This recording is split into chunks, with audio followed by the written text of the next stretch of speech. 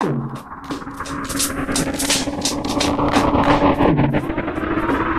listening to Music Growth Talks, the podcast for musicpreneurs, with Andrew Apanov. Hello everyone, Andrew Apanov here, and you're listening to the Music Growth Talks podcast. If you haven't been to the musicgrowthtalks.com website, I encourage you to do so for the links we just added, which allow you to easily subscribe to the show on Stitcher, on TuneIn, if these are the platforms you prefer for consuming, listening to podcasts. Of course, it's up on Apple Music, and really any podcast app that you use works. So if you haven't subscribed, please do so. And if you are not sure how to do that, go to musicgrowthtalks.com. There you can also subscribe via email, which by far is the best way to stay up to date with new episodes, because I personally send out emails every time a new show is out. So yeah, subscribe in your podcast app, subscribe via email. I really appreciate that, and really appreciate seeing new people subscribing and listening to the podcast every week. Thank you all, new listeners. And as a reminder, if you have any questions about what I do, about data music, about the show, have ideas on who I should interview for Music Growth Talks, hit me up at Twitter at MetaAndrew and MetaAndrew at datamusic.com. I know it's not the most obvious address, but just look me up or use the contact form or the email address on the musicgrowthtalks.com website. And now to today's episode, number 114. My guest today is Jamie New Johnson, a former artist manager of educator from Toronto, Canada, who is a founder of Smartist University, or SmartistU, formerly Smart Band Management, a platform, an educational online platform for aspiring music managers, for managers with some experience, for artists looking to find managers, and for self-managed artists as well. Lots of great material there.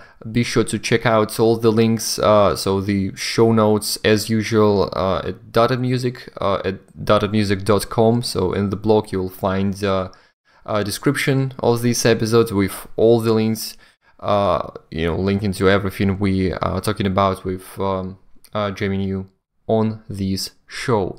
So definitely check it out and listen to this episode in full.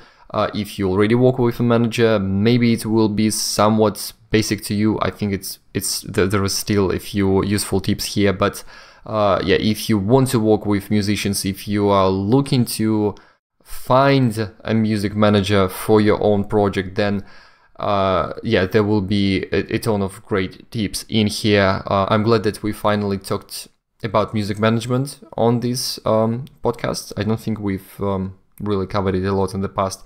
So hope you enjoyed. Let me know what you think afterwards. And here we go.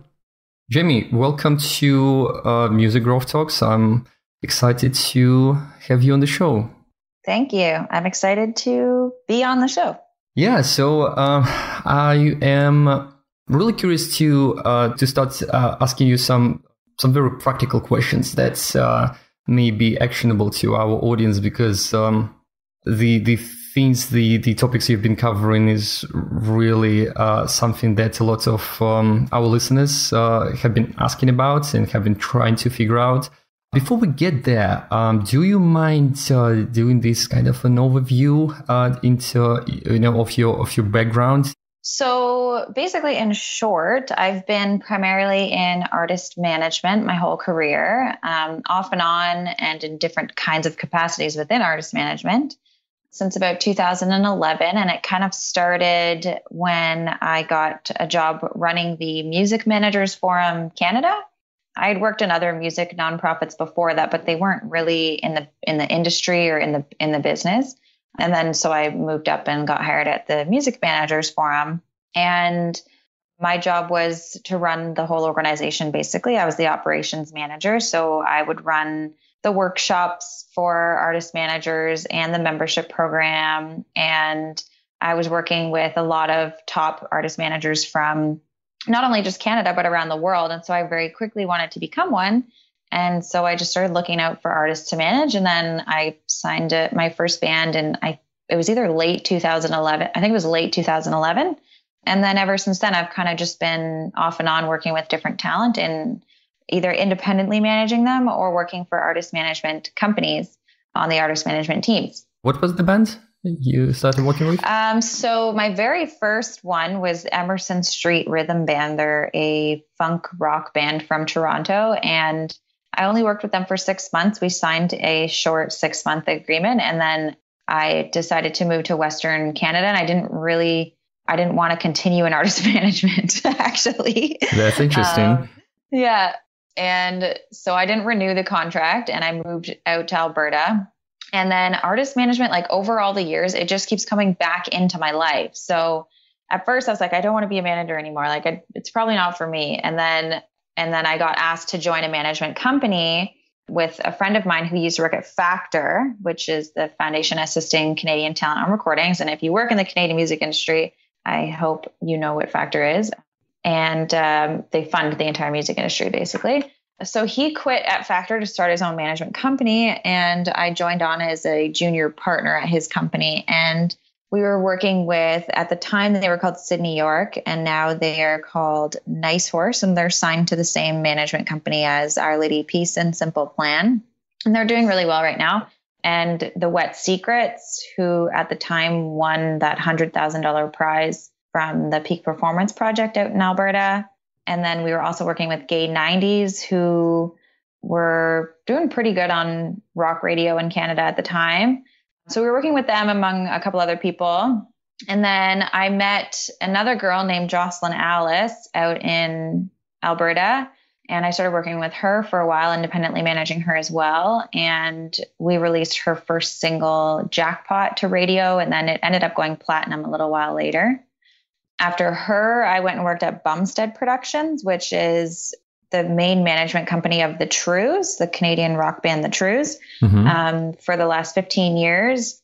And then Larry Wanagus was the founder and president of that company up until August of last year. He retired. So I lost my job and then went independent again and signed another new artist. And she wasn't new, but she was in a Juno and CCMA nominated group called Autumn Hill. And she wanted to take her career solo. So I helped her launch her solo career. And then again, it just kind of came back to me that I keep coming in and out of this management thing. And my life is kind of going in a different direction. So in October of last year, her and I just decided to go our separate ways. It was mutual and we love each other, and there was no bad blood or anything. But what I'm working on right now and doing full time is my online music school and resource called Smartist University. So I just decided, you know what, my life just keeps kind of pulling me in this direction to be more of like an educator kind of person and run my own business. And so I just decided that I wanted to retire from actually working one-on-one with talent and instead help thousands of artists and managers around the world. And so that's what I'm doing full time now.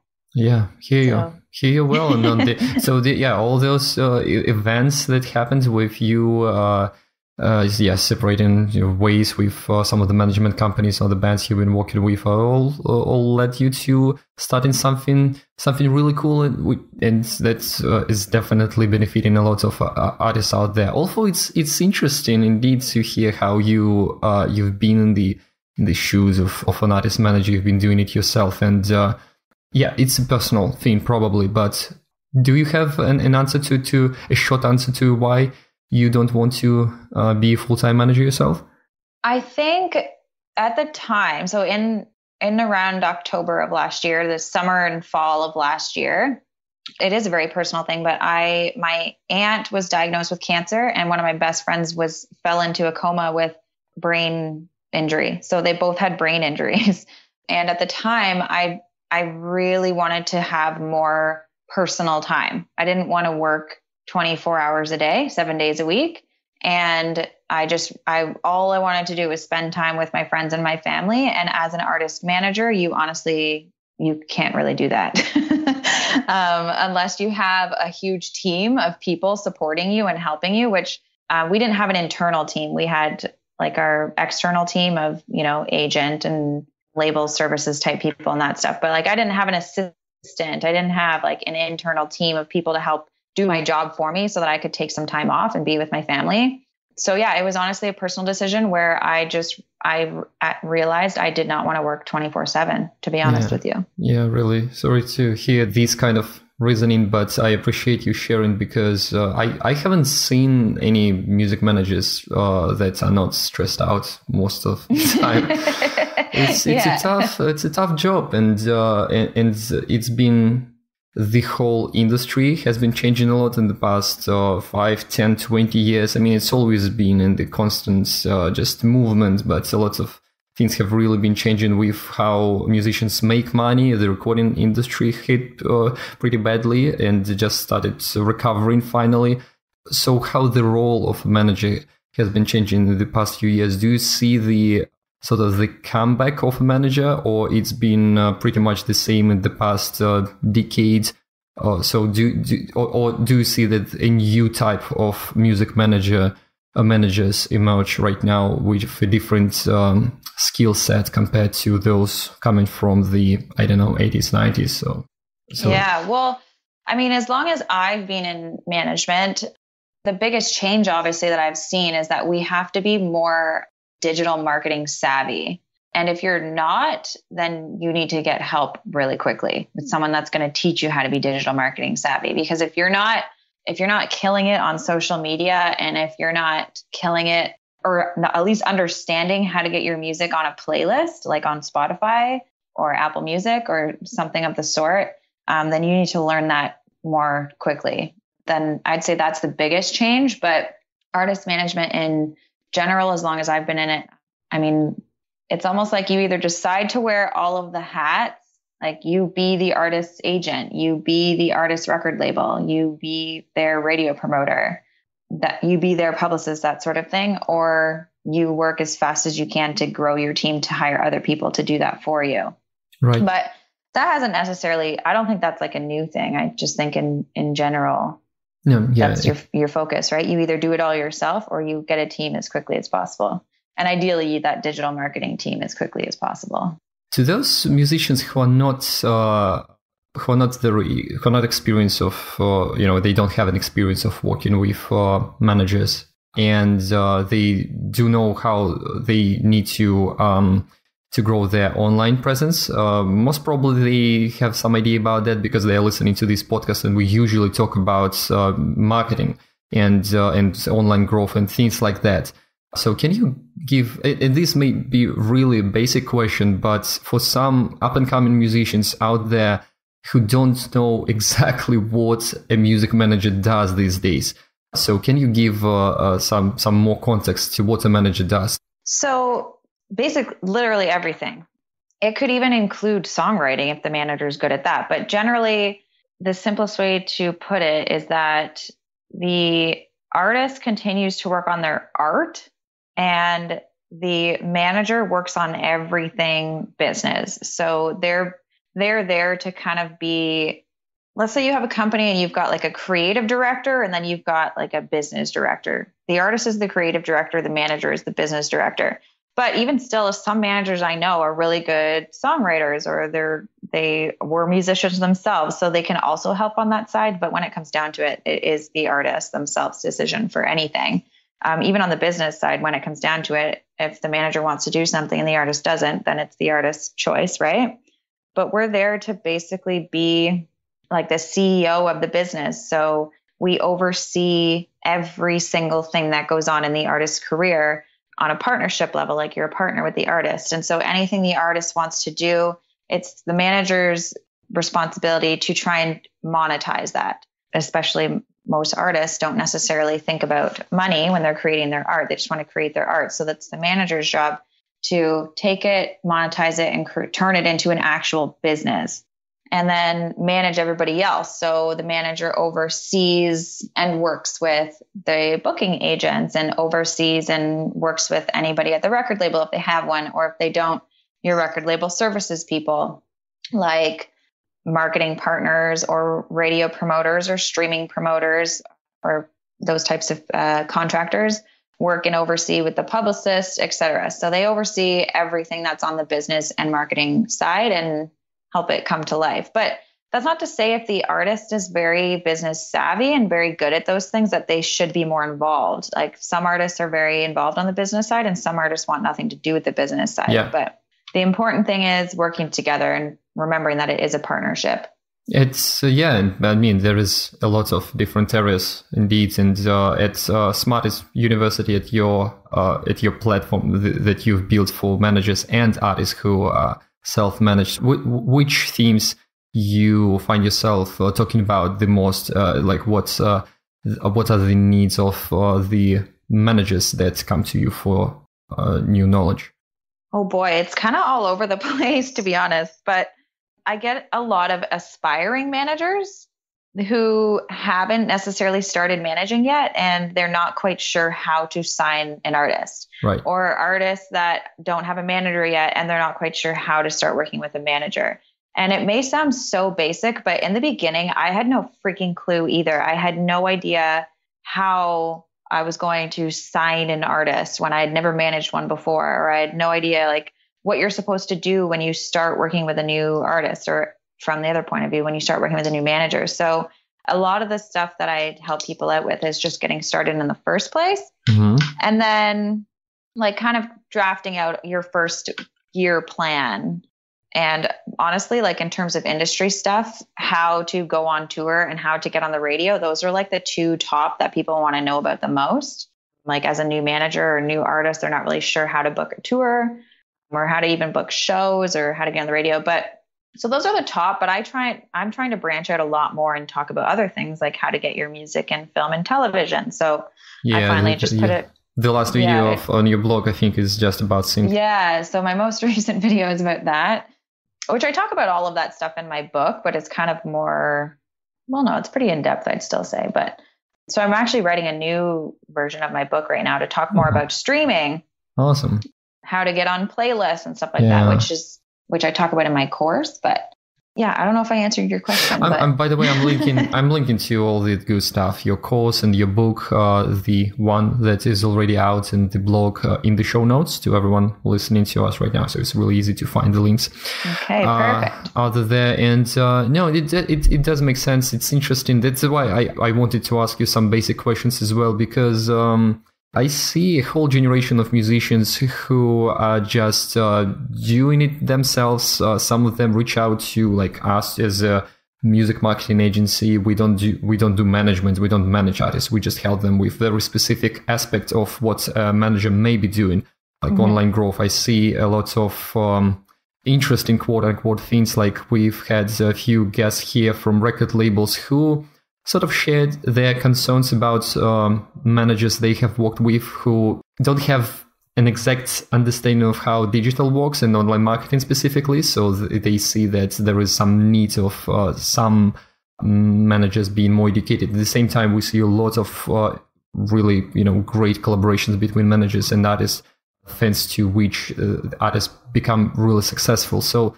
it really makes sense that there is a lot of aspiring managers popping up right now, and it's great that you are helping them with all of that. So how exactly, like for those managers, how do you give recommendations on finding the talent? And that will be interesting to our listeners who are mostly musicians. Do you give recommendations to musicians to find managers and how to screen the right to pick the right manager if they are interested in you in the first place, of course? Yeah. Well, in terms of finding talent from the manager's side, I actually have a YouTube video on that. I think it's like 15 ways to find talent or whatnot. Okay. But I think, the best way that I've personally I don't remember all 15 points off the top of my head, but the YouTube video is up there. But the biggest way that I personally found talent was being out at live shows in the city and also going to conferences. So like, because at your local conferences like Canadian Music Week, or at the time I went to Breakout West twice. Once was in Calgary, once was in Winnipeg. And then when I was working with that company that I told you, the guy who started his own company, we found all of our talent through the radio competitions. So for me, it was being out at the conferences and going to the radio competitions. That's how I found talent. And then over time, it was recommendations. So once I started getting a little bit of some success with the artists that I was working with, then people started referring artists to me. So that's how I started working with Terea from Autumn Hill. That was a referral, stuff like that. And then in terms of artists looking for managers, honestly, it goes the same way. Like if they just watch that video of 15 ways to find talent, if they put themselves out there in the ways that I've explained that managers can look, like if they try to play conferences and just play live shows in their area or enter radio contests, like people will find you, like managers will find you. Yeah. And in terms of screening, to answer that question, I would just try and see who you know that knows that person, and almost like you're doing a reference check. Yeah. To know or get a good idea of what successes they've brought to the artists they've worked with already. And I mean, everybody's opinionated, and sometimes people get different impressions of people than other people. So always take everything you hear with a grain of salt. But yeah, I would just try and figure out what successes that manager has already had. And maybe if they're brand new and they'd had no successes yet, maybe just give them a chance with some small projects to see if you can trust that person and find out what they can offer you. Yeah, you just reminded of the importance of networking in this business. Referrals are really important.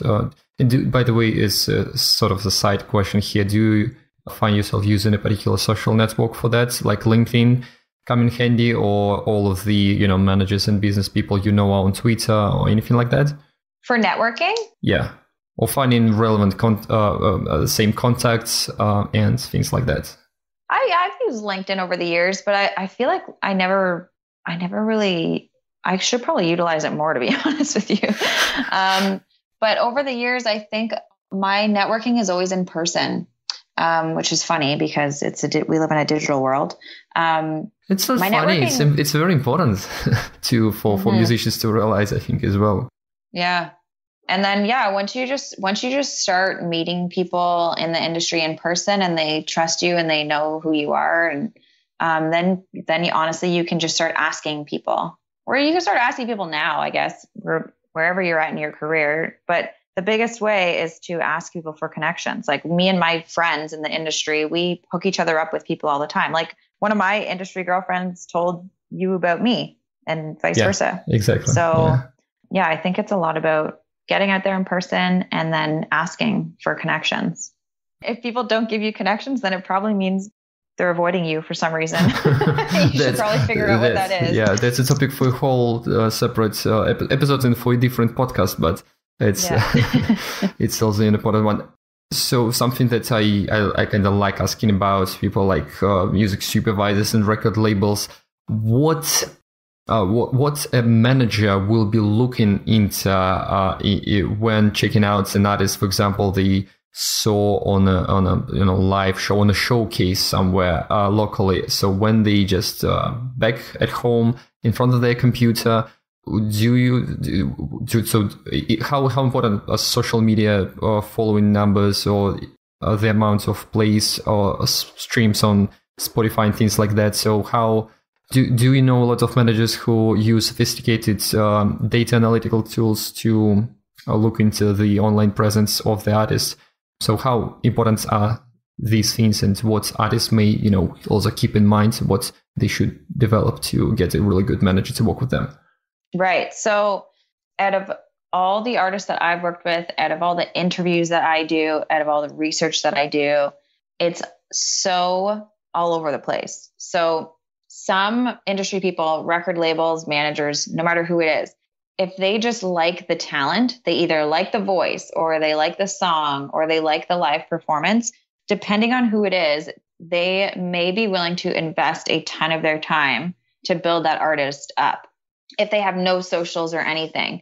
But some people, no matter what area of the industry, will only work with artists who have high social numbers, like lots of streams already, lots of sold out shows already, or like high social media numbers and high engagement. So honestly, it really is all over the place. It really depends on the person and if they're willing to invest in that artist at that time of their career. So the advice is to always try and build up your career or build up your fan base, as an artist as much as you possibly can until somebody's ready to work with you, because you never really know. Like, you could get lucky and meet the right person who's ready to invest in you when you have no audience, but also understand that it's hard for industry people to build up a career from literally nothing, like no fans, no live shows. So it's just how much that person is in love with your music. Yeah. And where they're at in their career. That makes a lot of sense, that it's different for different managers in different cases, but still very helpful. Something I really wanted to ask you is how a typical deal looks like. I know that this also may be different for different scenarios, and what exactly the, I guess, responsibilities of a manager and so on. But for an artist who has no clue what to expect, and they reach out to a manager who shows interest in working with them, or someone reaches out to them, how do they know if it's a normal standard kind of deal or not? So what are the typical terms, if it's something you can comment on? Yeah, absolutely. Your most common one in North America, at least, is the manager makes 20% gross of everything the artist makes, and they're supposed to be paid monthly. So if you're not making any money right now, or not very much money, can you afford to give away 20% of that to somebody else to work with you? And if you can't, then you're probably not even ready for a manager. Or maybe you're ready for a new manager who's just willing to invest some time with you at first and not make any money for a while and build the business with you. But there's also other various scenarios, like some managers will maybe work for 15% on all live performance revenue, or maybe 20% of net on live performance, because it costs a lot of money to put on a live show. So some will reduce it to net for that. I've asked a lot of people in the industry what their commission rates are, and it's so rare that I hear somebody say that they make 20% of net across the board. And then there's different things you can work out. Like, you could maybe do 20% gross on recorded income, maybe no commission on merch, maybe. So it's all about negotiating and figuring out what works best for you two. But that's the basic. It's still helpful. So thanks for sharing that. Do you have, is it very common among managers these days to have a sunset clause of sorts? Yep, I think so.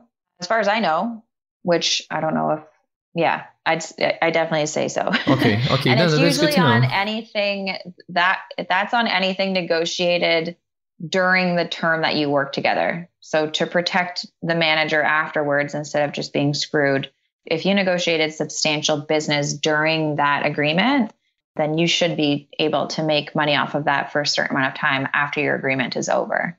Got you. That's it's still good to know, and not to expect some surprises necessarily after you start working with someone. Basically, be careful with the contracts you sign, and look into and agree on the terms beforehand.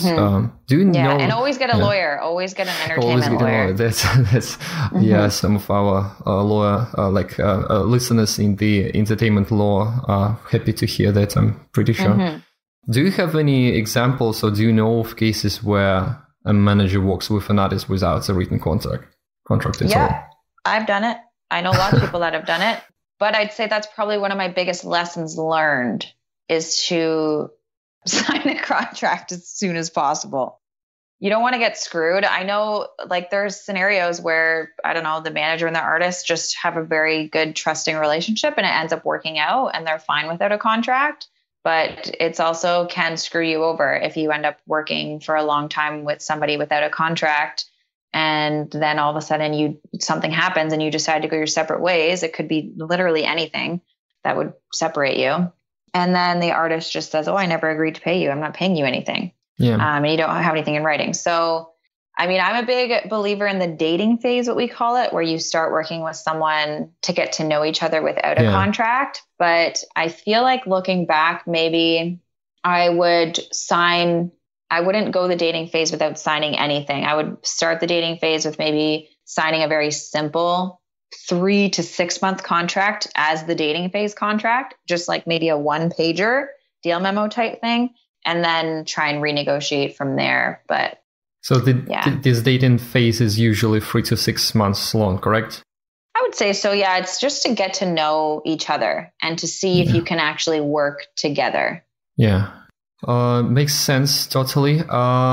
Any just recommendations to musicians just starting to work with managers? Because I know that you mainly talk to managers, self-managed artists, of actually how to get stuff done and earn money. And this is just the key here. But to those musicians who are just starting out, maybe, just to set the expectations straight. So about maybe you have some recommendations about communication or just, even teamwork, how to make a collaboration effective. Because I can imagine that some artists may have a bit wrong approach with kind of treating their manager or, having some wrong expectations. Maybe you've even seen some cases like that. Mm-hmm. Well, first, the best way that you'll manage your expectations is if you do the job yourself first. So that's why a lot of industry people, when an artist comes to them, will say, you're not ready yet, because it's really important and it helps us so much more if the artist or musician or whatever you want to call them knows or understands what the industry person is doing. So if you try to build your fan base yourself, try to get on the radio yourself, try to get on a playlist yourself, try to get on blogs yourself, try to go on a tour yourself, like try to do everything that industry people do by yourself first so that you can understand what they're going through when they try it. Yeah. Because a lot of artists, they do have a little bit of skewed expectations sometimes and think that things are supposed to happen sooner than they do. And then they get mad and they fire their managers when realistically everybody's expectations were just not on the same page. So I'd also say the biggest thing is to have patience, whether you're working with a manager or not. If you think something's going to take you like 3 months to do, it's probably going to take you 3 years to do. I mean, I could be wrong, but just have patience in everything, in every single thing that you do, because everything takes way longer than you think. And if it happens sooner than that, then you're lucky. Yeah. So patience and try it yourself. And with communication is so key to be open and honest with each other. And you have to learn how to have those difficult conversations because it's not going to be a breeze. Just like any close relationship, you have to have tough conversations to make it work. So learn how to have those tough conversations with each other without like purposely putting each other down. Find a constructive way to communicate difficult things. Yeah, that's really important. So I'm glad that you mentioned it about the, pretty much everything that you've said. It's just in terms of marketing, I can confirm for sure that things do take a lot longer than some musicians may be expecting, because partly because of thanks to mass media and all the big success stories of the artists making it and so on, which always have some background stories we don't know about. So it's important to understand that, things don't work out way too fast in this industry. So that's a great one. And finally, I just wanted to see what kind of musicians you recommend staying self-managed versus finding a manager. So do you see that, if 70% of all the things manager does usually, artists handles themselves perfectly, then they can, just keep doing it themselves and maybe build a team around them, as in hire assistants and such things like that. Or, so who do you usually recommend just staying without a manager, even if they are growing quite, big?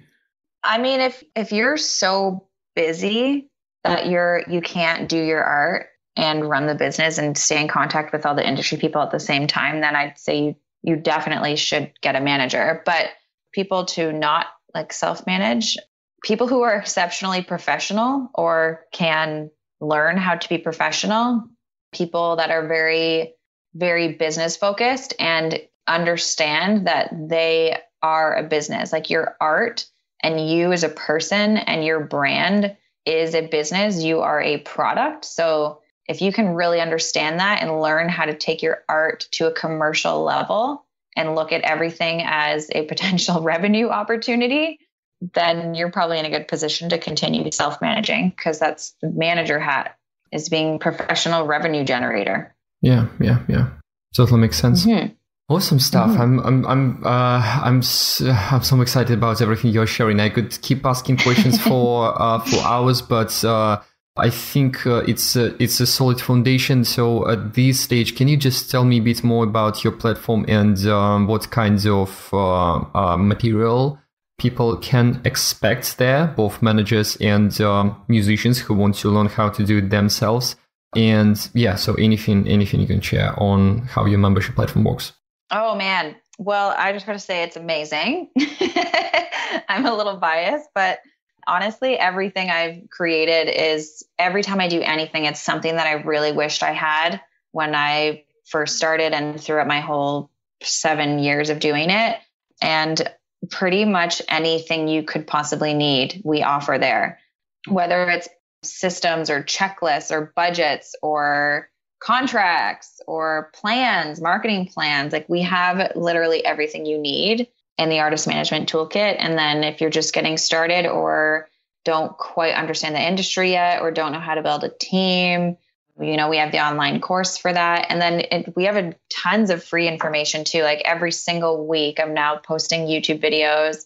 So make sure to subscribe to the YouTube channel, which is Smartist University. Articles every single week. And if you get on our email list, we have amazing emails every single day. Nice. Yeah, so lots of stuff. And then actually, I don't know when you said you're posting this month. So this month, if all goes to plan, we're also starting a new mentorship program, which is basically a cheap monthly membership that is just going to be packed with value, ongoing master classes online with experts all around the world, and a new forum so that people can join in the forum together and talk with each other, a community-led discussion. And so that's going to be super, super, super awesome. And even for those listening to us just later on, we are recording it in July, and indeed it's coming out in July. But once it's out, I'll just add the link to the show notes. Just once again, I'm linking to everything. datamusic.com, just find the right show and it's all there. And looking forward to that. I hope that it will just be a beginning of a conversation with you among some of our listeners who want to learn from you. So they may just join you on social media accounts, platforms, and just clearly this Smartist University. What did you have to rename it, by the way? I'm just sorry for such a random question, but I know that it was called differently before. Yeah, no, I just chose to change it for around our 5-year anniversary. I just started wanting to make it more of a brand, and Smart Band Management was too long of a title. And it was like a tongue twister, and nobody could remember the name of it. Like, I'd been doing it for 5 years and half my family still didn't even know what it was called. So I was like, okay, you know what? It's time to make this more of like an easy to say brand. And now that since we've switched it to Smartist University or SmartistU, it's just so much more of a memorable brand. And we're kind of going more in the direction, like before it was just a blog, and then I turned it into like a full-on online school and all that stuff. So now we're just going to keep going in the direction of like an unofficial school. You know what I mean? Yeah, totally. So we're just going to keep going that route with and then we're going to start having campus events and a campus store and so much more. So I'm super, super excited of the new brand and the future of Smartist University. Well, looking forward to all of the developments. Really cool stuff. Thank you. I hope we'll just keep in touch and we'll see some really cool managers coming out of the platform and then managing some of the A-list superstars out there, or just successful musicians. So that will be good enough, I think. We need more educated managers out there. So thank you for what you're doing. And thank you very much. Thanks for the chat. It was very insightful. Thanks so much for having me, Andrew. Thanks for making it till the end. I hope you enjoyed it. Let me know, and Jamie New Johnson, our great guest of today's show, would really appreciate your thoughts as well. So there is SoundCloud, there is Twitter, our handles.